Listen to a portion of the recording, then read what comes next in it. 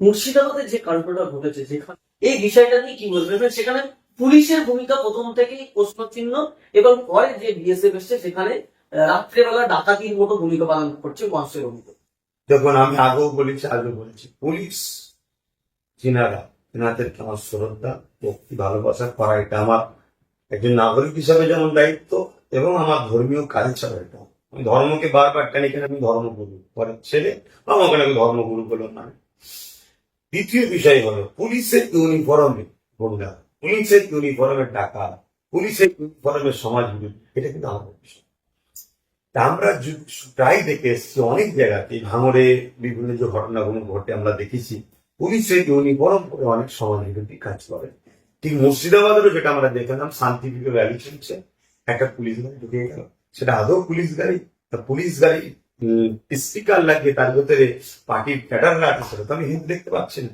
কি হলো? শান্তিপুরের মিছিলে ঢুকে গেল, ঢুকে যাওয়ার পর ওরা ফায়ার করলো, এবং কয়েকজনের গায়ে টায়ার পায়ে টায়ে লাগলো, লাগাতে জনগণ ক্ষিপ্ত হলো। ক্ষিপ্ত হওয়ার পরে হইচই চিল্লাচিল্লি শুরু হলো, ঠেলাঠেলি হলো। কিন্তু তারপরে তুমি দেখছি গাড়ি ফাড়িতে আগুন ধরে গেল। কারণ গাড়িতে যে আগুনটা ধরালো, এটা ওই সমাজ বিরোধী একটা অংশ সেটিং নয় তো, যে আমরা এইভাবে মারবো, ফায়ার করবো, জনগণ খেপবে, তুই জনগণ সেজে এসে আমাদের গাড়িতে ধরাবি, সঙ্গে সঙ্গে এই আন্দোলনটাকে আমরা সমাজ বিরোধী আন্দোলন ট্যাগ লাগিয়ে দেবো, দেশের বিরুদ্ধে কাজ করছে ট্যাগ লাগাবো। পাশাপাশি এটাকে সামনে রেখে আমরা কি করব? হাইকোর্ট করব, করার পরে পারমিশন, স্বাভাবিক জুলুম হলে কোর্ট তো বলবে রোকা দরকার, কোর্টের উপর আমাদের ভালোবাসা আছে, বিশ্বাস আছে। কোর্ট একটা দ্বীপের ভেতরে যারা 10 সপ্তাহ আগে ঢুকছেন নাকি, তো সেই জায়গায় তারা যে ফাইসাল্লাহ দেবে, ঠিকই দেবে, মানুষের রায়ের উপরে দেবে, মানুষের কথার উপরে দেবে। সেই জায়গার সঙ্গে সে আধা সামরিক বাহিনী নামাবো, আধা সামরিক বাহিনীর মধ্যে আবার আমাদের লক্ষ্যে ঢুকিয়ে দেবো। যারা প্রকৃত আমার দেশে আধা সামরিক বাহিনী, তাদেরকে আমার শ্রদ্ধা সম্মান আছে। চটি পায়ে যারা আধা সামরিক বাহিনী, তারা আধা সামরিক বাহিনী নয়, তারা তো গুন্ডা। 150 জন নাকি ধরা পড়েছে, 150 জনই নাকি বলছে আমরা বাংলা বলতে পারি না। ওই যে বলেছিল কে একজন বিহার বাংলা থেকে নিয়েছে, 5-15 মিনিটের মধ্যে খালি করে, তার মানে কি সব মুসলমানকে কেটে ফেলবো? খালি করে ফেলবো মানে কি? কেটে ফেলবো বা তাড়িয়ে দেবো। এটা কি সংবিধান বিরোধী কথা না? ইনাদের বিরুদ্ধে তো অ্যারেস্ট হওয়া দরকার, ইনাদের নামে কেস হওয়া দরকার। হবে না, হবে 900 নামে কেস। ভাঙড়ে দেখলেন 900 নামে কেস, সে সেখানে নেই, তার নামে কেস হয়ে যাচ্ছে। এত বড় কথা বললো, নাম জানে বিজেপির সভাপতি সুগন্ধ মজুমদার, কি বলছে? গাড়ি ধরে ধরে পিটবো। কি কথা? এটা কি সংবিধান অনুযায়ী? এরা যদি দেশের মাথায় দাঁড়ায়, পদে পায়, দেশ ঠিক থাকবে? 3 নম্বর কথা, আমি আজ আর একটা কথা বলছি। আচ্ছা, এই দাঙ্গাটা বা অশান্তিটার পিছনে রাজ্য সরকারের হাত থাকতে পারে? ইভেন কি করে আপনি বলছেন আরে চাকরির আন্দোলনটাকে ঢাকতে হবে? ওয়াকাফ আন্দোলনটাকে তো মুসলিম আন্দোলন বলে ইস্যু করে দিতে চাইছে। মোল্লা মুলি সাহেবদের মধ্যে কিছু আছে, আমি কি বলবো, আমার বললে তো গাল খেতে হবে ভাই। এদের মতো মাথা মোটা দ্বিতীয় কেউ নেই। আরে ওয়াকাফ আন্দোলন হওয়া দরকার সর্বধর্মের মানুষকে নিয়ে। যদি বলে আমাদের সম্পদ সবাই সাথে দেবে, আমার সম্পদ যেমন সংবিধান বিরোধী আইন, সংবিধান তো সবার, সংবিধানকে বিরোধী করে জল জঙ্গল অধিকার ছিনিয়ে নিল। আজ ওয়াকাফ নিচ্ছে, কাল দেওবত্ত নেবে, কাল শিখেদের নেবে। সবাইকে নিয়ে লড়াই করা দরকার নয়? আমরা তো সবাই ভাই ভাই, সবাইকে বুঝান। সেখানে সবাইকে না বুঝে বাসে হিন্দু ভাইদের পতাকা থাকবে খুলে দেবে, সবাই সাথ দেয়। এটা তো চাইছে যে মুসলিম ইস্যু করো, মুসলিম ইস্যু করলে ওখানে বিজেপিরা ছোট বড় কথা বলবে, সুগন্ধ অধিকার, সুকান্ত মজুমদার, অর্জুন সিং এর মতো মানুষ বলবে খালি করে দেবো, জিহাদি বলবে, তখন মোল্লারা ভয় খেবে। আমি বলবো কোনো চিন্তা করো না, কি বলে নামাজে যে আমি আছি, তারপরে বলবো যে তারপর আবার দিল্লি যাবো। এরা তো ভুলে যায়, আমার কম বড় সরল প্রাণ কম, ভুলে যায় সব আমার কোলে উঠে পড়বে, আমার কোলে উঠে পড়লেই আমি তাড়াতাড়ি দিতে যাবো। এটা একটা পলিসি। কিন্তু এই আন্দোলনটাকে যত বিশৃঙ্খলা করা যাবে, মিডিয়ায় হাইলাইট হবে, মোল্লারা, মুসলমানরা, হ্যামুক তামুক এরা এই করছে, সমাজ শেষ করে ফেললো, এক করে ফেললো। এইদিকে চাকরিজীবী হাজার হাজার বাপ ভাই বোন, তাদের চোখের পানি রাস্তায় পড়বে, কেউ দেখা। তাই আমি বলবো, যারা ওয়াকাফ আন্দোলন করছেন সর্বধর্মের মানুষকে নিয়ে করুন, এবং রাজ্যে যে ওয়াকাফ লিক হচ্ছে তার বিরুদ্ধেও করুন, সেন্টার যে কারা কানুন তৈরি করছে তার বিরুদ্ধেও করুন, এবং রাজ্য সরকারকে কেস করার আবেদন করুন। 3 জন কেন যায়নি তার বিরুদ্ধে বলুন, এবং সমস্ত এমএলএ কে কেস করতে বলুন। যারা এই আন্দোলন করবে তাদের সমস্ত আন্দোলনকে আমার সমর্থন থাকবে। তবে সর্বধর্মের মানুষকে গণতন্ত্রের পক্ষে আইনে করতে হবে। এবং পাশাপাশি বলবো প্রত্যেকটা আন্দোলনে এ কথা বলা উচিত, ওয়াকাফ ব্যানার তো কি হয়েছে, যারা চাকরি থেকে বঞ্চিত হয়েছে তারা কি আমাদের মানে প্রতিবেশী নয়, তারা আমাদের জনজাতি নয়, তারা কি আমাদের মতো ভাই বোন, তাদের জীবন নয়? ইনসাফের জন্য যখন কথা বলছো সেখান থেকে আওয়াজ উঠো। যারা উপযুক্ত চাকরিজীবী মানে চাকরি পেয়েছিল তাদের লিস্ট কেন রাজ্য সরকার হাইকোর্ট বা সুপ্রিম কোর্টকে দিল না, রাজ্য সরকারের কাছে কৈফিয়ত দাও। তবে জানবো তোমরা প্রকৃত মানব দরদি। আর নাই জানতে হবে নিজেদের পকেটে মাল গুছাবার জন্য, নিজেদের পকেট ঠিক করার জন্য যারা বাংলায় অকাপ দখল করে গেছে সেই অকাপটাকে বাঁচাবার জন্য তোমরা আন্দোলন করছো। তোমরা মোটেই প্রকৃত অকাপ কালাকানুনের বিরুদ্ধে আন্দোলন করছো না। এটা জনগণ কিন্তু আগামী দিন বুঝবে। আমি হয়তো বুঝতে পেরেছি, জনগণও বুঝবে। এবং পাশাপাশি সবাইকে বলবো পশ্চিম বাংলার এই যে জমির যে সার্চিং তাতে কেন লাল কালিমুনে আসলো এই বিষয়ে রাজ্য সরকারকে জিজ্ঞেস করো।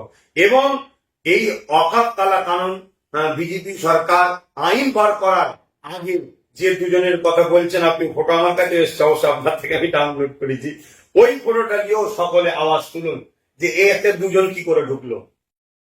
তাহলে বিজেপি আর টিএমসির মধ্যে পার্থক্য কোথায়? সে মুসলিম ঢুকাচ্ছে, ও মুসলিম ঢুকাচ্ছে। আমি তো বলেছিলাম টাকা ইপিটার উঠির, কিন্তু সমাজ কবে বুঝবে? আমরা দেখেছি যে দুদিন আগে নেতাজি ইন্ডোর স্টেডিয়ামে যেখানে ইমামদের সমাবেশে মুখ্যমন্ত্রী, রাজ্যের মুখ্যমন্ত্রী প্রধান অতিথি হিসেবে ছিলেন, সেখানে তিনি বক্তব্য রাখতে গিয়ে একটা সময় বললেন যে আপনারা দিল্লিতে গিয়ে আন্দোলন করুন। কি বলবেন বিষয়টা? এটা একটা দুর্ভাগ্য আমাদের যে দেশের প্রধানমন্ত্রী যিনি আছেন সর্বোচ্চ মাথায় বসে আছেন, তিনারাও যেমন সংবিধান বিরোধী কালা কানুন তৈরি করছে, রাজ্যের যে সিএম আছে তিনিও সংবিধান বিরোধী কথা বলছেন। দেশটার নাম হচ্ছে ভারতবর্ষ। ভারতবর্ষের যে কোনো নাগরিক, যে কোনো অঙ্গরাজ্যে তারা তাদের অধিকারের জন্য, চাওয়া পাওয়ার জন্য সংবিধান অনুযায়ী গণতান্ত্রিক প্রক্রিয়াতে আন্দোলন করতে পারে। এই আন্দোলনকে করা, মানা করা বা অন্য জায়গায় যে করা, এটা গণতন্ত্র বিরোধী, সংবিধান বিরোধী কথা। দ্বিতীয় নম্বর কথা, যখন সিএ বা এনআরসির ব্যাপার ছিল তখন তো রাজ্য সরকার পুরো কলকাতাকে অবরোধ করে বিভিন্ন জায়গায় রাস্তা জুড়ে মিছিল করেছে, আন্দোলন করেছে। আরো বিভিন্ন সময় কোনো জিনিসের দাম বাড়ালে বা 100 দিনের কাজ দেয় না বলে, তখন তো তিনি এখানে আন্দোলন করেন। রাজ্যটা কি তিনি বলতেছেন তার ব্যক্তিগত জমিদারি, তিনি বা তেনার দলই করবে, বাকি কেউ করতে পারবে না? আর না, এখানে আন্দোলন করলে ওপর থেকে চাপ আসছে যে তোর রাজ্যে করছে, ঢুকছিস না কেন? এই চাপের ভয়ে দিল্লিতে যাও, চলে যাও, এই কথাটা আমাদেরকে বুঝতে হবে।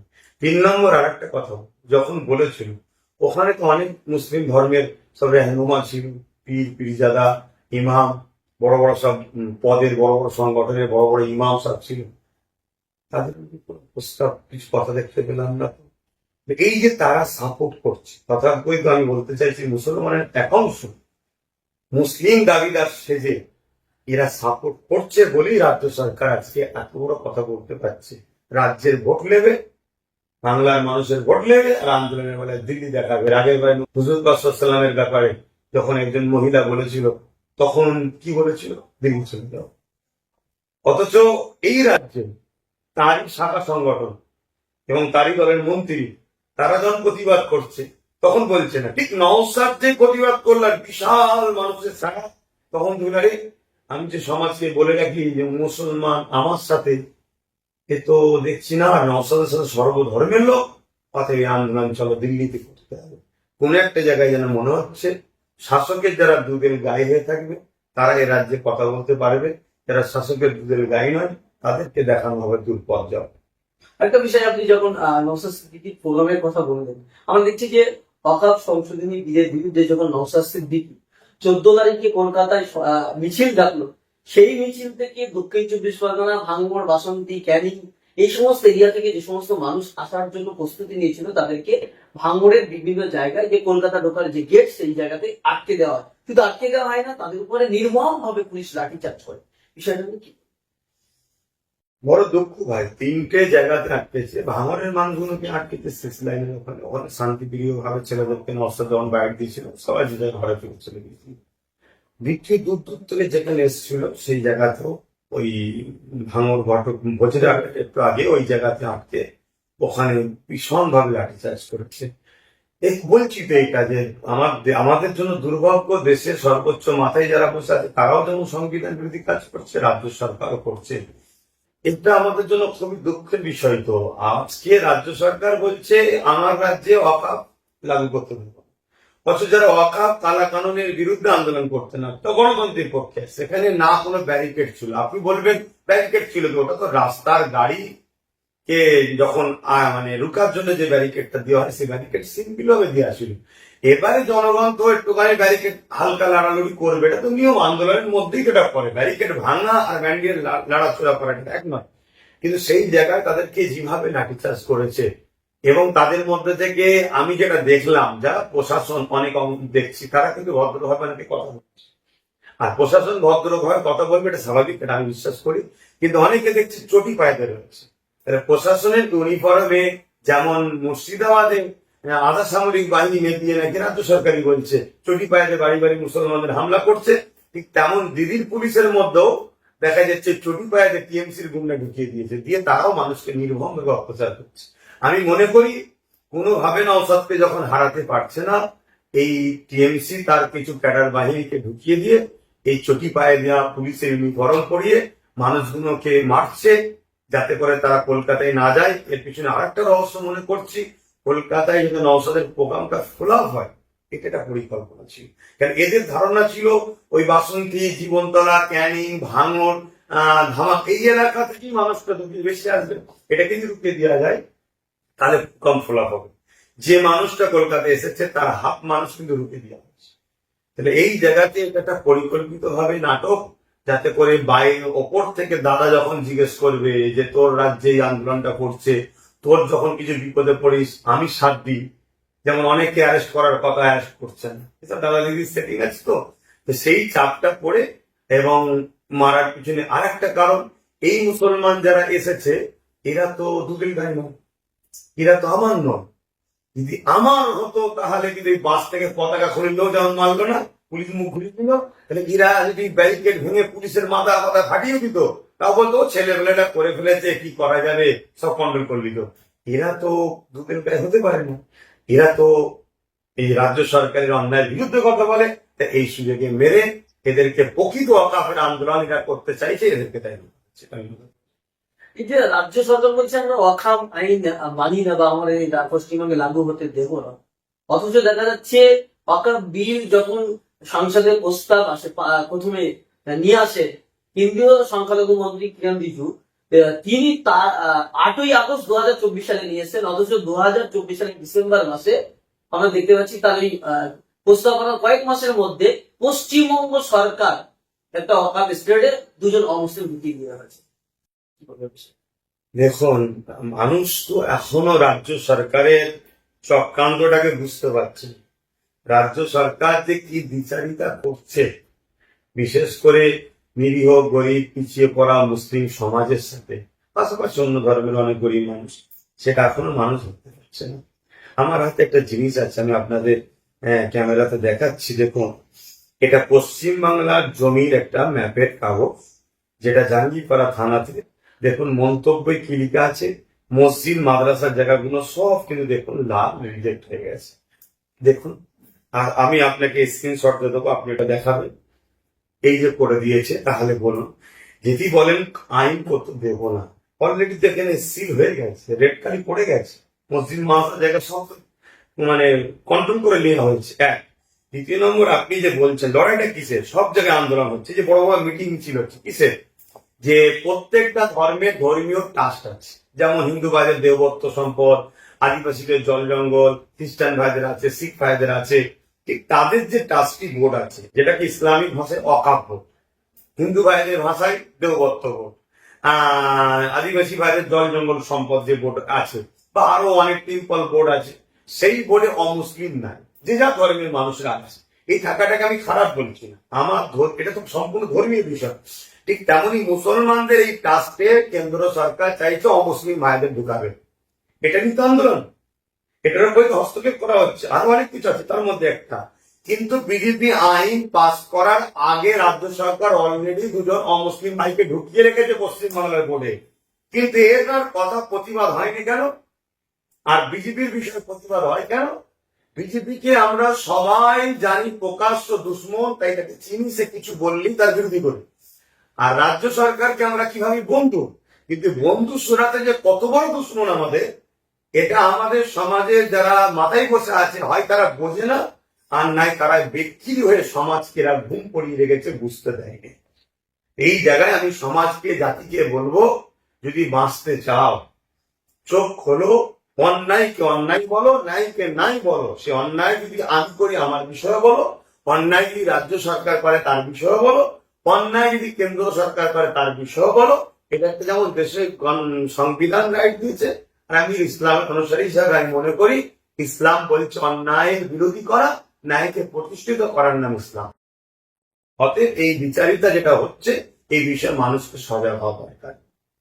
মুর্শিদাবাদের যে কাণ্ডটা ঘটেছে, যেখানে দেখা যাচ্ছে একটা সেমি মিডিয়া শুধুমাত্র দেখাচ্ছে যে মুসলিমরা নাকি হিন্দুদের ক্ষতি করেছে, কিন্তু আমরা গ্রাউন্ড রিপোর্ট দেখেছি দুই সম্প্রদায়ের ক্ষতি হয়েছে।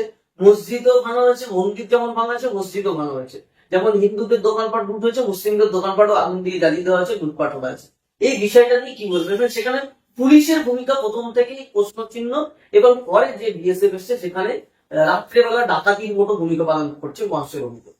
দেখুন, আমি আগেও বলেছি, আজও বলেছি, পুলিশ যিনারা, তেনাদেরকে আমার শ্রদ্ধা, ভক্তি, ভালোবাসা করা, এটা আমার একজন নাগরিক হিসাবে যেমন দায়িত্ব, এবং আমার ধর্মীয় কালচার এটা।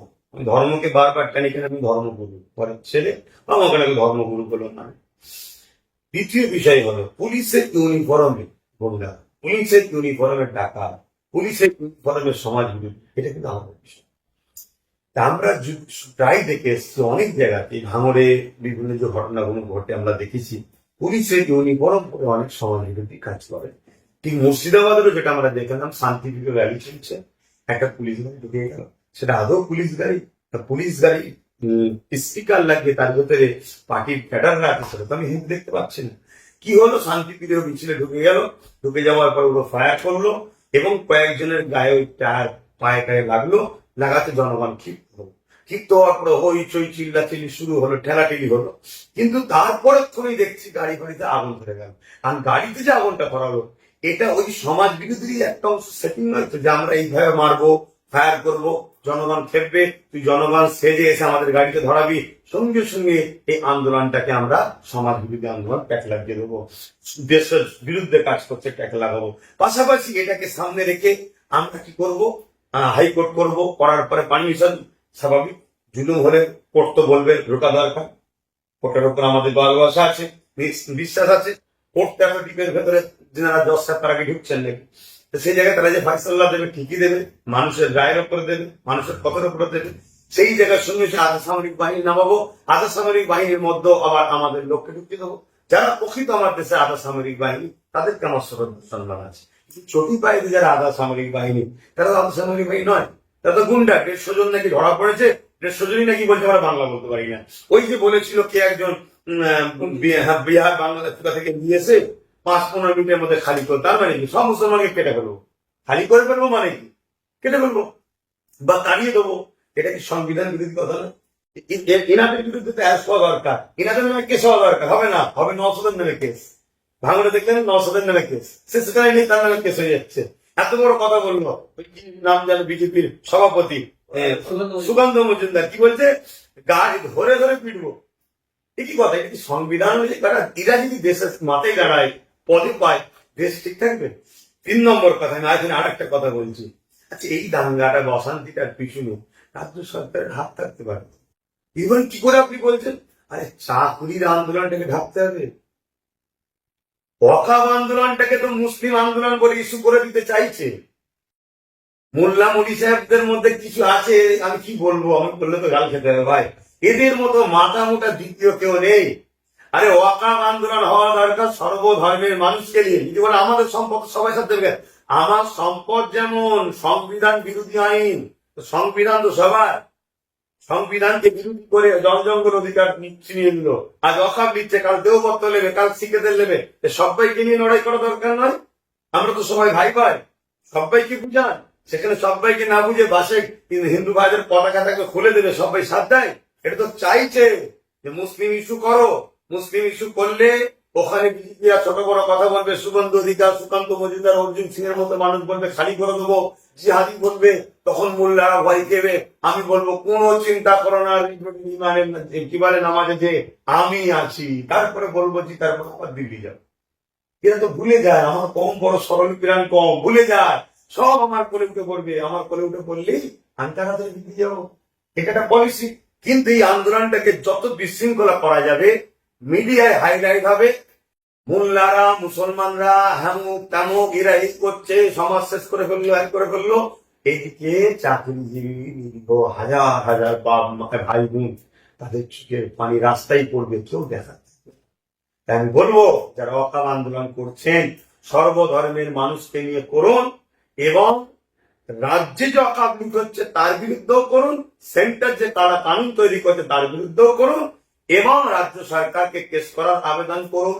3 জন কেন যায়নি তার বিরুদ্ধে বলুন, এবং সমস্ত এমএলএ কে কেস করতে বলুন।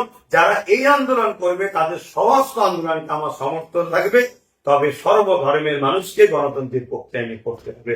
এবং পাশাপাশি বলবো, প্রত্যেকটা আন্দোলনে এই কথা বলা উচিত, ওয়াকাফ ব্যানার তো কি হয়েছে, যারা চাকরি থেকে বঞ্চিত হয়েছে তারা কি আমাদের মানে প্রতিবেশী নয়, তারা আমাদের জনজাতি নয়, তারা কি আমাদের মতো ভাই বোন, তাদের জীবন নয়? ইনসাফের জন্য যখন কথা বলছো সেখান থেকে আওয়াজ উঠো। যারা উপযুক্ত চাকরিজীবী মানে চাকরি পেয়েছিল তাদের লিস্ট কেন রাজ্য সরকার হাইকোর্ট বা সুপ্রিম কোর্টকে দিল না, রাজ্য সরকারের কাছে কৈফিয়ত দাও, তবে জানবো তোমরা প্রকৃত মানব দরদি। আর নাই জানতে হবে নিজেদের পকেটে মাল গুছাবার জন্য, নিজেদের পকেট ঠিক করার জন্য যারা বাংলায় অকাপ দখল করে গেছে সেই অকাপটাকে বাঁচাবার জন্য তোমরা আন্দোলন করছো। তোমরা মোটেই প্রকৃত অকাপ কালাকানুনের বিরুদ্ধে আন্দোলন করছো না। এটা জনগণ কিন্তু আগামী দিন বুঝবে। আমি হয়তো বুঝতে পেরেছি, জনগণও বুঝবে। এবং পাশাপাশি সবাইকে বলবো, পশ্চিম বাংলার এই যে জমির যে সার্চিং, তাতে কেন লাল কালিমুনে আসলো, এই বিষয়ে রাজ্য সরকারকে জিজ্ঞেস করো। এবং এই অকাপ কালা কানুন বিজেপি সরকার আইন বার করার আগে যে দুজনের কথা বলছেন আপনি, ফটো আমার কাছে এসছে, অবশ্য আপনার থেকে আমি ডাউনলোড করেছি, ওই ফটোটা দিয়েও সকলে আওয়াজ তুলুন যে এতে দুজন কি করে ঢুকলো। তাহলে বিজেপি আর টিএমসির মধ্যে পার্থক্য কোথায়? সেও অমুসলিম ঢুকাচ্ছে, ও অমুসলিম ঢুকাচ্ছে। আমি তো বলেছিলাম টাকা ইপিটার উঠিত, কিন্তু সমাজ কবে বুঝবে?